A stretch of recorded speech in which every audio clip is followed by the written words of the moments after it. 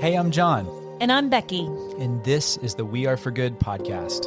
Nonprofits are faced with more challenges to accomplish their missions and the growing pressure to do more, raise more, and be more for the causes that improve our world. We're here to learn with you from some of the best in the industry, bringing the most innovative ideas, inspirational stories, all to create an impact uprising. So welcome to the good community. We're nonprofit professionals, philanthropists, world changers, and rabid fans who are striving to bring a little more goodness into the world. So let's get started. Hey B, what's happening? Favorite human alert in the house today. I know. It's like everyone here is a friend, but sometimes you get to actually have friends that you've gotten to spend time with in real life that are experts that we can tap into these conversations. And today, if you do not know our guest, I'm so excited for you to have her added into your world because I promise you, you're going to be more centered in how we take care of the work that we're doing, but also the humans in this work. And we're going to talk all about designing sustainable fundraising strategies, but we're really talking about strengthening the people in fundraising. So it's an honor to have Christina Martin-Kinney on the podcast. She is the founder of Guava Tree Strategies.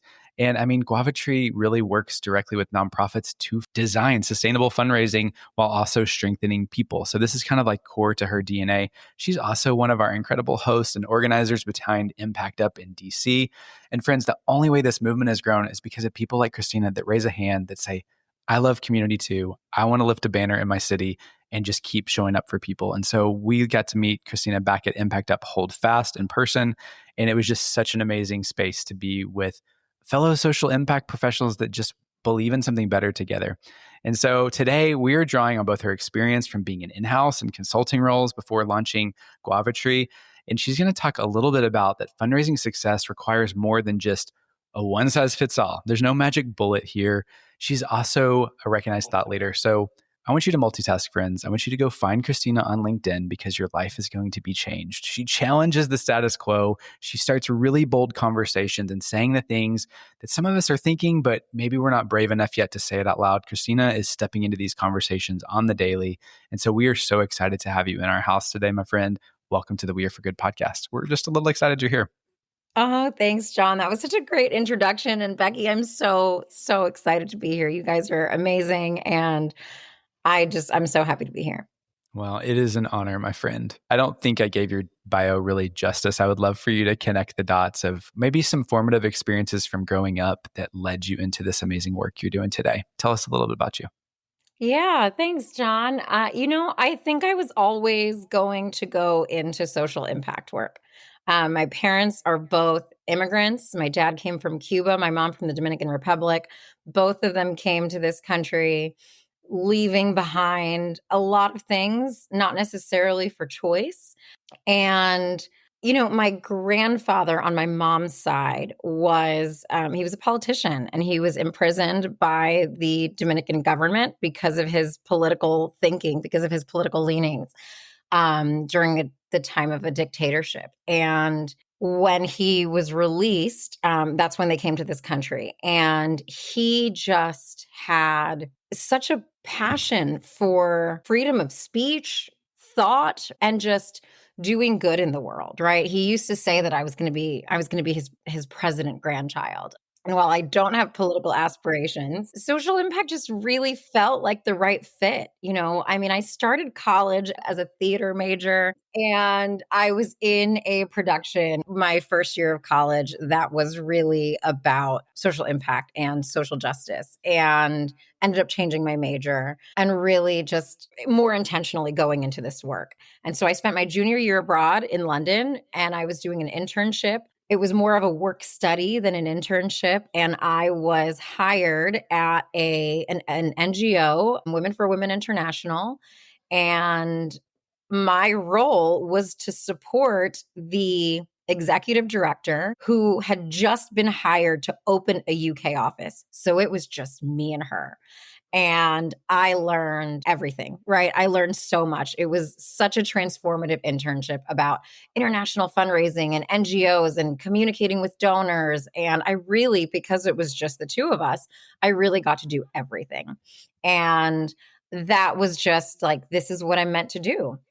And so I've spent my entire career in this space, in fundraising, in the nonprofit world, working with international organizations, with domestic organizations.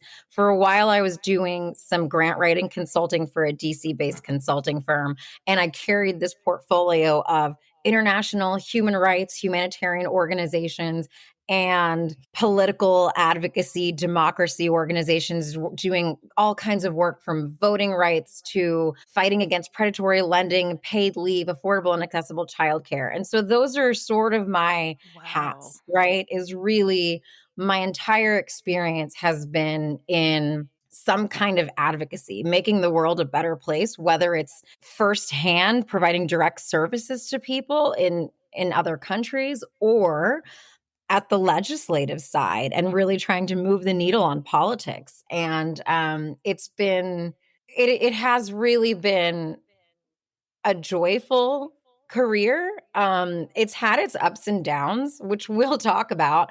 I'm definitely the fundraiser who has left roles sooner than I ever anticipated because of a lot of the things that I talk about on LinkedIn, whether it's overloaded expectations, unrealistic revenue goals, or organizations not thinking strategically or sustainably and having to lay off staff because they didn't hit their revenue goals.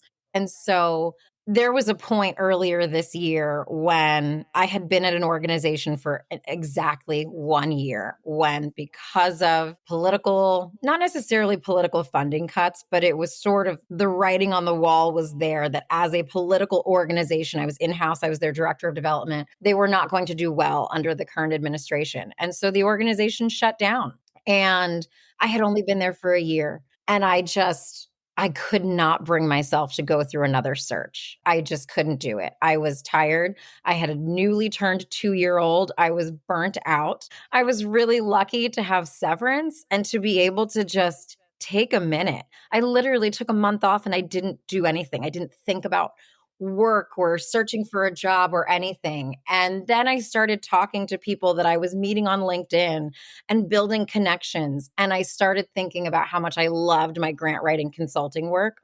And what was really resonating with folks that I was talking about on LinkedIn was staff retention and fundraising staff retention more specifically. And how do you raise money beyond thinking about this quarter or this year? And how are these two things linked? And that's how Guava Tree was born. Guava Tree is a humble nod to both Cuba and the Dominican Republic. Both of my parents grew up with guava trees in their property. But they're also a very strong and resilient fruit and tree. And I really loved the metaphor there. And so that's where I am. Since I launched a couple of months ago officially, and now I am working with clients every day at the intersection of sustainable fundraising and staff retention and how you fundraise for the long term while keeping your people around. I just freaking love the first question of tell us about your journey, because we are not one thing. We are not one human being. We are not one dimensional. We are made up of so many people and memories and experiences. And just from the onset of this conversation, you talking about your grandfather, and what was his name? Alfonso. Mm. And just this temerity of spirit of speaking up and being bold and doing the right thing and having this justice arc. And I'm watching you take that into your own story, and you've really put it on fire. And I want to thank you on behalf of We Are for Good, for expanding the table, not just through Impact Up. And thank you for being a wonderful DC host. It was so fun to see you in April and get to hug your neck, but just the way that you're expanding ideas. And I want to get into this designing sustainable fundraising strategies, because I think that a lot of people are probably wondering, what does that mean? What does sustainable fundraising mean? And we've had recently polled the community and said, hey, what are the things that you're really worried about? What are the things that are heavy on your heart that we can create some content, some community, maybe some frameworks around?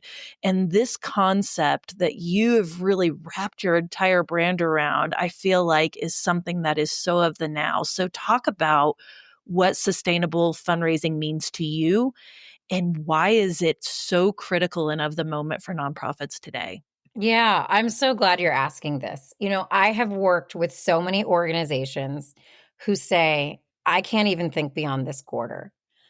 I remember one time when I was grant writing, the organization wanted to apply for a 3-year grant because who doesn't want, it was a 3-year unrestricted general operating support grant. Who doesn't want 3 years of general operating support, right? Unrestricted funding. And the application asked for a 3-year budget. And I remember I said to the executive director, okay, we need to think about a 3-year budget. And she said, 3-year budget? I can't even think beyond this year. Like, no, I can't even think beyond this quarter, never mind this year. And so many organizations are stuck in that. Most nonprofits are under-resourced. Honestly, even the organizations that have like 10 million in revenue, they're still under-resourced. We are just an understaffed, under-resourced sector. And this idea of thinking long-term, just we freeze. We can't think long-term, right? And so there's so much chatter about getting multi-year unrestricted operating support and diversifying your fundraising. And the first thing I want to say about diversifying your fundraising is that, yes, that is important. It is critical. But you can get 100% of your funding from individuals, and that is a diverse revenue source. As long as so much of your funding doesn't come from one individual, that if that person disappears, you don't have an organization anymore. But somehow we have conflated this idea of diverse fundraising with that means you need to get funding from every different type of funding there is available. It's why we see job descriptions right now for directors of development and chief development officers that want a grant writer, an event planner, a major gift officer, an annual giving person.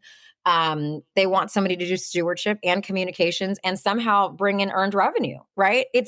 Nobody can do all of those things. And that's one of the things I talk about all of the time. It's different skill sets. Sustainable fundraising is diverse funding. It's also knowing where your strengths are and focusing really intently on the one or two things that are going to see your organization grow. One thing I say all the time and that I get pushback on when I challenge these types of job descriptions is, well, if one person isn't going to do it, it's not going to get done. Then it doesn't need to get done. If your organization is making 2% of your revenue on direct mail, you don't need to focus on direct mail. But not enough of us really understand what that pie chart is. Where is all of your revenue coming from? And so January 1st or July 1st, depending on your fiscal year hits, and organizations say, okay, we're at zero.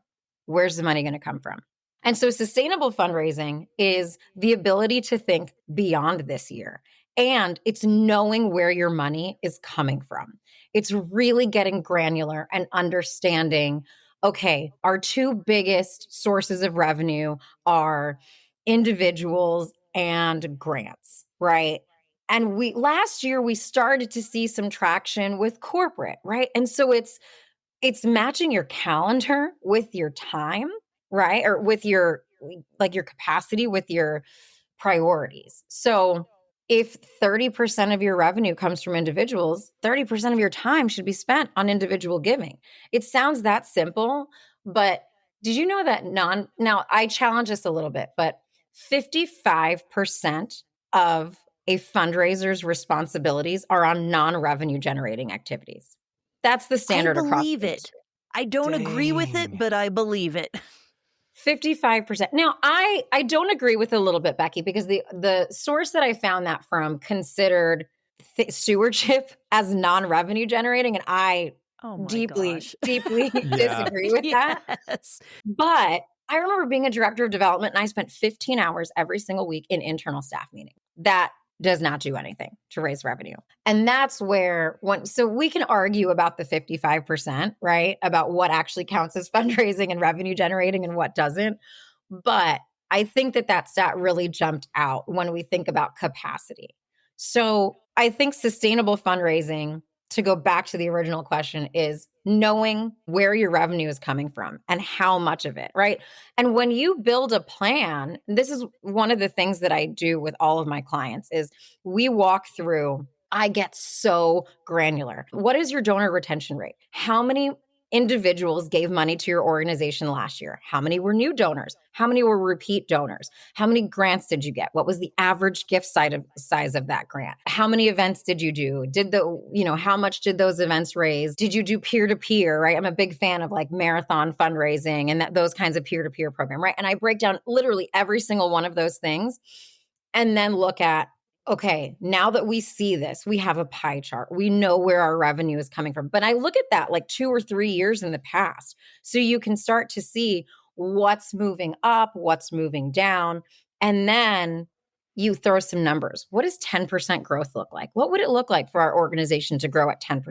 Or 20%, so that when your board comes to you and says, we're raising the budget by X next year, you have the data to back it up and say, well, actually, I think we could get to 15% growth if we do this, right? And you know that information, right?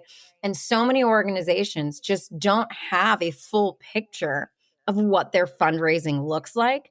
And that's why they start every year at zero. It's why they can't think 3 years in the future. But when you have all of this information, and then you can start to think, wow, we grew our individual giving by 30% last year. We had no idea. And organizations, sometimes they don't reach their revenue goals, right? We've all seen that happen. And then there's this kind of defeat. Well, we didn't reach our goals. Well, but let's look at that. You didn't reach your goal, but you increased individual giving by 30%. That's huge. So let's focus a little bit more on individual giving, because maybe we increased our individual giving by 30%, but we were spending more time on grants and we didn't get as many grants, right? So that kind of knowledge really helps you figure out how to start the fiscal year, not at zero, but with a clear plan of this is how we're going to spend our time. This is how we're going to do the work.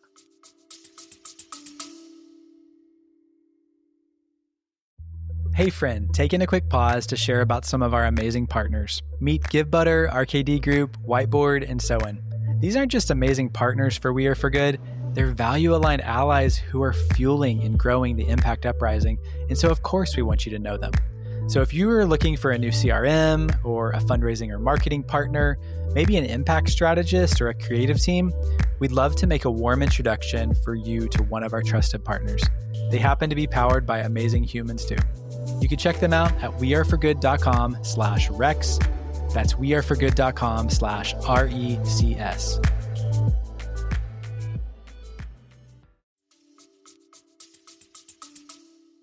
CMK, full stop.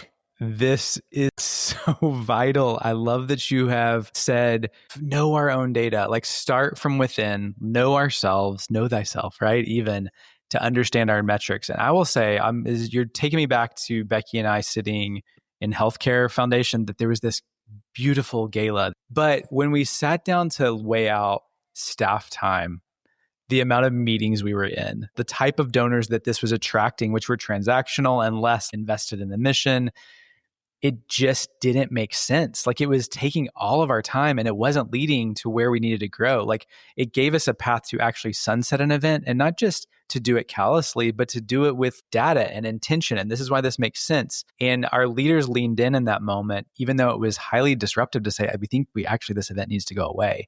But it freed us up to pour into individual giving or major gifts and just redirect in certain ways. So I love this so much, friend. I think this is so powerful. I want you to be our coach for a second. Like, we are hiring Guavotry. Okay. I'm getting on the phone with you or Zoom with you. I want to get really tactical, because once you've really defined your starting line, your benchmark, what are a few like next steps of like where you can start, like kind of mapping the path forward? What would you say? Yeah. One thing is, there's this whole movement of fractional fundraisers and interim fundraisers.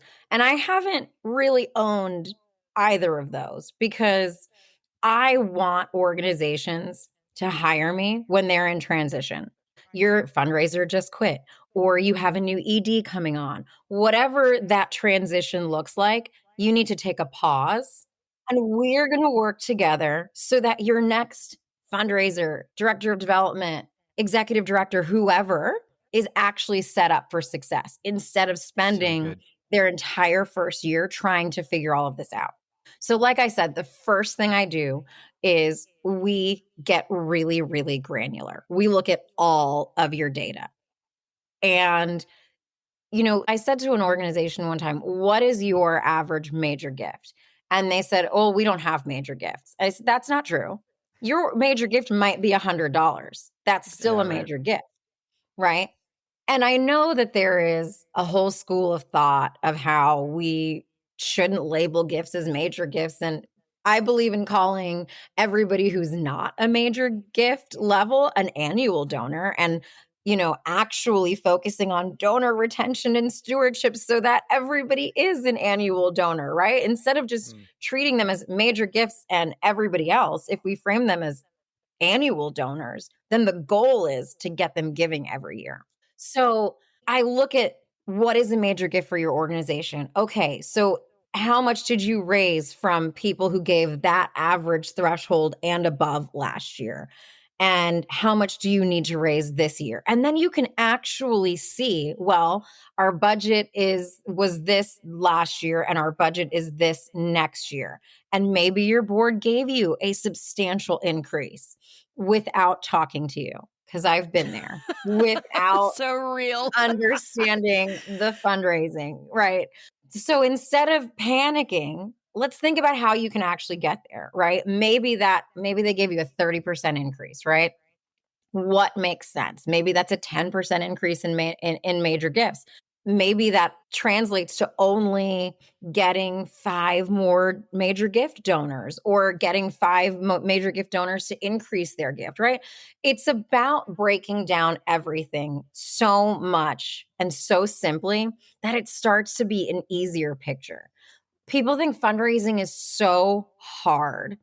And it is. And the reason fundraising is hard is because we don't have the systems to actually understand how to fundraise. Building relationships with donors is not difficult. Knowing how to spend your time and how to figure out what a diverse revenue source looks like and how you build a sustainable fundraising strategy. That's the hard part, right? And I like to work with organizations so that it all just kind of clicks and feels easier, right? And so it really is about understanding as much of your data as possible. I will tell you both I've been in-house and I've been consulting. I have never, ever walked into an organization and asked, what is your donor retention rate? And gotten an answer. How do we not know this information? That is your key metric, right?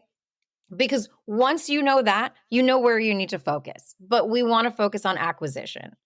And that is the piece that, sure, yes, new donors are great. But if your donor retention rate is less than 20%, you need to think about who's in-house already, because otherwise you're going to spend a lot of time and money acquiring new donors who aren't going to stick around, and you're going to be back at this. And so sustainability, there's so much of that is built in with retention, right? If your donor retention, and I know an average donor retention rate among nonprofits is like 40%. And everybody thinks that that's the benchmark. Oh, well, our donor retention rate is 40%. So we're average. We meet the average. And I'm like, well, but why wouldn't we strive for 60 or 70%? Why do we just accept the status quo? CMK, I am obsessed with this because this is my problem with best practice. When we talk about best practice, it's like it creates this invisible ceiling as if we all need to do it one way, and you're missing your leverage. I think what you said there, though, about are the numbers actually in front of you is like one of the biggest gaps, because when you don't know, you can't control it. You can't build strategies around it. You can't even think about it on a regular basis of what's centering. What are we actually trying to accomplish here? And I think just keeping it in the shadows is not helping or serving anybody, but bringing it forward allows you to own it and say, let's make it better, even if that's 1% this year or whatever it is. Well, and when you have that data, I really do believe that fundraising gets easier, because then suddenly it's like, oh, we don't need to increase our budget by 30%, or we don't need to raise this much money. This mystical figure, we need to increase this by this much and this by this much, right? And it just becomes a little bit easier when you actually know what's in front of you, right? I mean, we've all heard it before, knowledge is power, right? And so the more information, the more knowledge you have, the better. We talk so much about mission-driven fundraising. No, data-driven fundraising. We need data. This is such a powerful unlock for organizations, is understanding that that retention piece is so vital to not even just sustainable funding, but to community growth and scale. And I love the example that you brought up, John, because I want to say that We Are for Good was birthed from this notion that we saw in this employee giving campaign when we quit talking about money and we just started talking about our shared connection and the stories that drive it and the passion that we feel in wanting that thing to be better. We watched our retention, which I mean, I would say our general retention, John, was probably like 45% in annual giving for that org. But for the employee giving campaign, it was between 70 to 80% every single year. And it was like, I remember our eyebrow quirking and going, whoa, there is something here. There is an unlock here. Those people who believe and keep showing up, they are not the transactional donors. They are the believers. And so I think this is really an important conversation to reframe time, energy, funding, absolutely knowing your data. But I want to get into the people too, because we just recently hosted Impact Pause, and we're so excited to just keep that conversation going as we're getting into year-end giving, because we want our fundraisers and our change makers to feel rested, to feel solid. You were saying this, Christina. I think that it's such a powerful unlock of what if you got up to January 1st and you didn't feel the stress of, oh my gosh, what is this year going to look like? Where is the funding going to come from? Where's my next step? What if we were grounded? What if we were all connected into each other, supporting each other? And I want you to kind of connect the dots as you have it from what you've seen in sustainable fundraising to how we help strengthen the people who are behind fundraising. So from your experience, how can we reimagine how we support our staff for the long term? And we're coming up on year-end giving season, but I think this is an evergreen conversation. How can we support each other so that we can go toward those beacons, that show us whether it's sustainable fundraising, whether it's, we're going to try something innovative. How do we support each other when we get there? Yeah, Becky, this is where my heart is, because I talk to fundraisers in-house every single day who tell me, I don't think I can do this anymore. And I've been that person more times than I can count. It is why I am consulting, because not just because I didn't want to go through another job search, because I didn't want to go to another organization with 40 responsibilities listed on a job description and be expected to magically double revenue in a year, which is what we're seeing.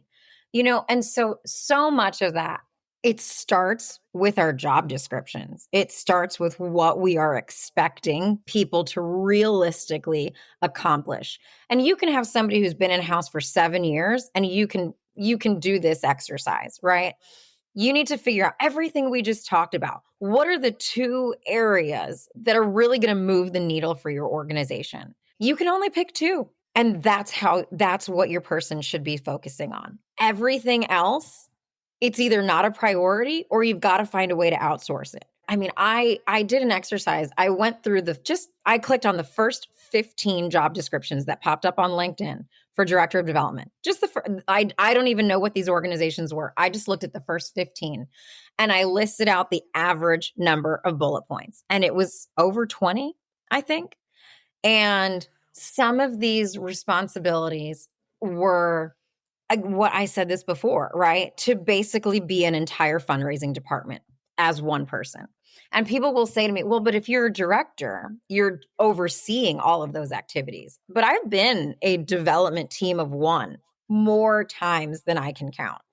And we are hiring directors of development as the sole fundraiser because we're saying, oh, well, we're going to give them a lot of responsibility. So we can't hire somebody entry level, and we want them to raise a lot of money. So we need somebody who can do a lot of things. I mean, it's a recipe for burnout. It's Yeah. just a recipe for burnout. You hire somebody with that level of responsibility and they're just not going to stick around. It's why average fundraising turnover is 18 to 24 months. Some estimates say it's as low as 16. And It's people will crazy. say to Yeah. me, well, we don't have a staff retention problem. We just can't keep fundraisers. That's a problem, right? You have organizations that their programs and their communication staff have been around for years, but they're going through new fundraisers every 18 months. And they think that it's a problem with fundraisers. They don't see that it's a problem with how we've built fundraising. And I've seen people say, well, I say, where did you get this job description? Oh, we just looked at LinkedIn. We copied like what looked good from another one that we saw. There's no thought behind it. So it starts with hiring and making and getting really, really clear. I mean, imagine, and I actually did see two of the job descriptions I saw only had 7 bullet points. And it was like very clear that they were going to be focused on 2 priority areas as well as like some database, just there are things, the 55%, whatever that looks like.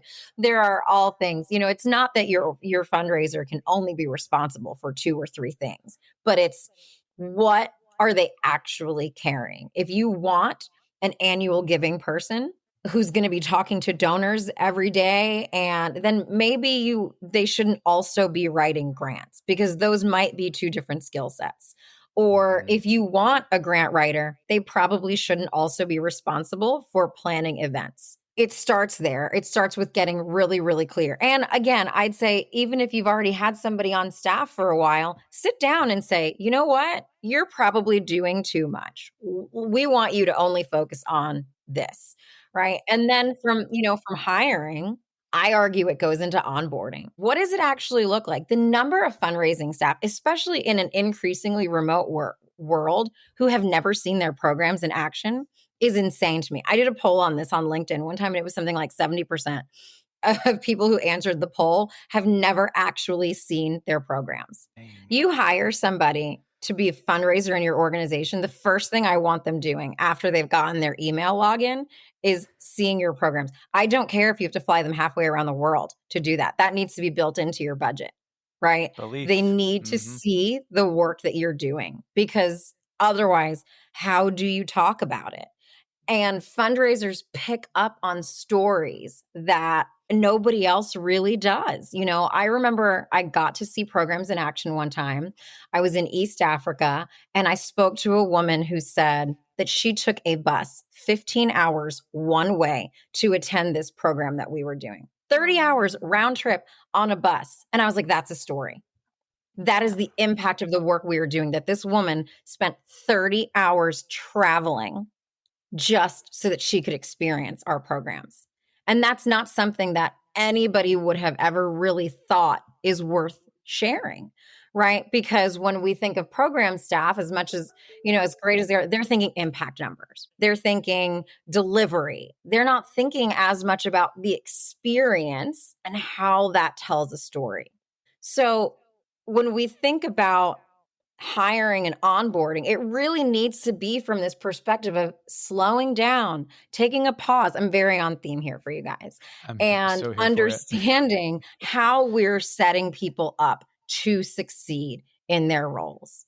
Back to what we're talking about with year end. If somebody is, and I've been this person, executing a year-end fundraising campaign and following up on every major donor who writes their checks on December 27th every year, and writing the grants that have midnight deadlines. Can we please stop with the midnight deadline on December 31st? Gosh. Like, these foundations really just need to not do that. But how do you not burn out when you're doing that, right? How do you go through end of year and then January 1st rolls around and now you're like, oh, I have to steward all those donors. I have to start writing tax receipts and thank you notes and calling, making phone calls and. And so there's just no break. right? And that's where this becomes so critical is maybe you need to hire additional support. Maybe the 3 grants that you have due on December 31st at midnight can be outsourced to a consultant or a board member or a volunteer, because those grants, they're time consuming, but they take more time for an individual who's multitasking, running a whole development department on their own, than somebody who can say, yeah, I can spend 10 hours writing a grant between now and the end of the year to support this organization that I trust and know, or right, it's volunteers, it's board members, and sometimes yes, it's consultants we can hire out to do those kinds of things. And so it's like, how do we pull things off of our plate? I'm increasingly seeing build a culture of philanthropy as a bullet point on a job description for a fundraiser. And a culture of philanthropy is about an organization where philanthropy is woven intrinsically through the entire organization, not when everything is the responsibility of the fundraiser. But now we want the fundraiser to do all of the fundraising and somehow be responsible for teaching everybody else at the organization why their work is important. You need a culture of philanthropy before you can successfully hire fundraisers. Ooh, good. I mean, just so much wisdom threaded in this conversation, my friend. And I appreciate your allyship in talking about the retention crisis. It's something that's been very passionate to both Becky and me to lift the conversation. We titled it like that retention is an inside job, because it's not just about retaining the donors, it's about retaining our staff. And that starts from the work that happens within. Is there, maybe a misconception out there, or maybe there is something that is misunderstood of what does staff retention actually look like in practice? Is there some kind of simple way to think about this that could be an unlock for leaders listening and wanting to make a better place, wanting to make a place that people want to stay and invest? What do you think is that missing piece? I hear from nonprofit leaders all the time who say, if I hire a fundraiser, I expect them to raise their salary back within X amount of time. We are not ATMs. We're just not. Honestly, my biggest misconception, you should not hire a fundraiser with a revenue goal for at least 2 years. They should not have a revenue goal for at least 2 years. So when you have a fundraiser and they're expected to raise a certain amount by a certain amount of time, they're only going to focus on transactional fundraising and things that are going to move the needle quickly instead of building long-term relationships. And so that's when you get into this pattern of transactional fundraising and starting every year at zero and not knowing where the money's coming from. When you hire somebody and say, we want you to spend the first 2 years building relationships. Yeah, they will raise money. I promise you, if you hire a fundraiser and tell them you don't have a revenue goal for 2 years, we just need you to build relationships, they will raise money. They will probably raise more money than they would have if you had given them a revenue goal. But I think the biggest myth is just assuming we need to raise money, so we're going to hire a fundraiser. Yeah, I love that call out and the lead time. And it centers the dignity in our work and the value of building relationships and the long game that we need to be bought into. So good. Total long game. And you're taking us back to core value number 4, which is it's not about the giving. It's about the belief. And if you can tap into why someone believes and why they're hanging around, and not just hanging around and giving, but opening your newsletter and coming to your event and volunteering, all of that is currency. And when you recognize that and develop it and say thank you, that to me is the giving process. That is as much as a part of driving the revenue at the end. So I think this has just been a really therapeutic conversation, probably for all 3 of us. I hope it has been for you who are listening. And, I want to take us back to Seth Godin, who said, we want brain surgeons to do the same thing every day. We want them to have repeatability. But we are here on this earth trying to figure out in our missions how to solve problems. And it's going to take a lot of different ways to get there. And so if you haven't figured it out, congratulations. You're a change maker. That is why we are here. And so I want to take it back to story, Christina, and I know you must have a bazillion of them. Can you lift a story of philanthropy? Maybe it's a story of generosity where it just stayed with you in your life, and what's bubbling up for you today? Yeah, I think this story feels like it could have been my own in so many ways. And I think it's, so one time I got an email or a phone call actually from a frantic donor that her monthly giving had paused because her credit card got hacked. And I looked her up, I missed the call. I looked her up before I called her back, and she had been giving $5 a month for the last like 8 years. And I called her. Wow. And I was on the phone with her for over an hour, and I had the most wonderful conversation with her. And I asked her, "How did you find out about us?" And she said that her daughter had gone through the organization's program, and that she herself had never finished middle school. This was a girls' education organization, and her daughter was now at Columbia. Oh. And she was on a limited fixed income pension, but she felt that this organization gave to her daughter her granddaughter everything that she wished she had had for herself. My God. And so she gave $5 every single month because it was what she could afford, right? And for me, my grandmother never finished the second grade, right? And so that same story, it felt like it could have been my own, but that is philanthropy. It's not about the 7-8 figure gifts. It's about people feeling so deeply tied to a mission that they're giving personally significant gifts, right? That's how I like to frame major giving or giving, whatever, in ways that are personally significant to you. And that $5 was very personally significant to this woman. And, you could say all of the things about what spending that much time with somebody, but it was truly one of the most, just one of those stories. I think about that woman all the time, right? I think about her often because so many of our nonprofits, so much of our work is creating opportunities for people that we wish we would have had ourselves, right? We've all seen those shirts that say, "I am my ancestors' wildest dreams," right? And I think that especially for a lot of organizations, that's the mission. That's the work that you're doing. And being able to tap into those kinds of individuals is really, really powerful.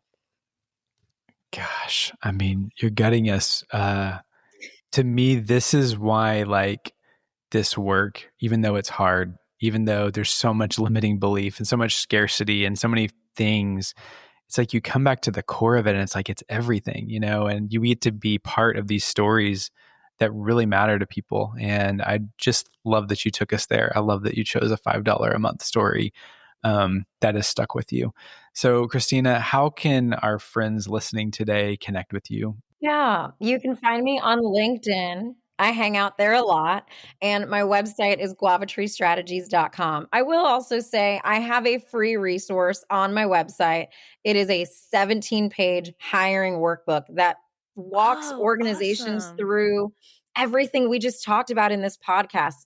And it's not just for if you're hiring, it's great for you. But even if you're not hiring and you need to get clarity on how your organization is viewing fundraising, it's a really great resource. And I put a lot of time and thought into it, and it's free and it lives on my website. So download it, email me, tell me what you think. And guavatreestrategies.com. Well, Christina, you know the podcast well enough to know we end all of our conversations with a one good thing. So what's bubbling up for you today? Take care of your people.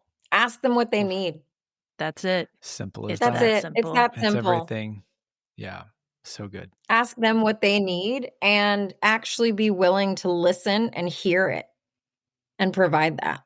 And when you do, And when you show that you have listened and integrated, guess what?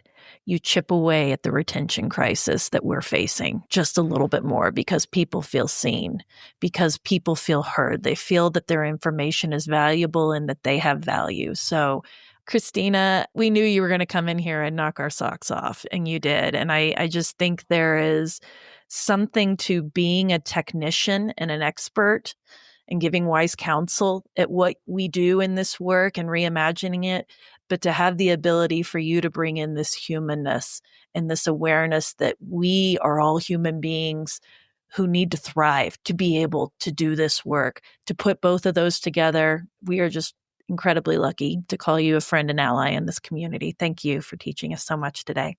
Oh, thanks for having me, John and Becky. It was really my pleasure.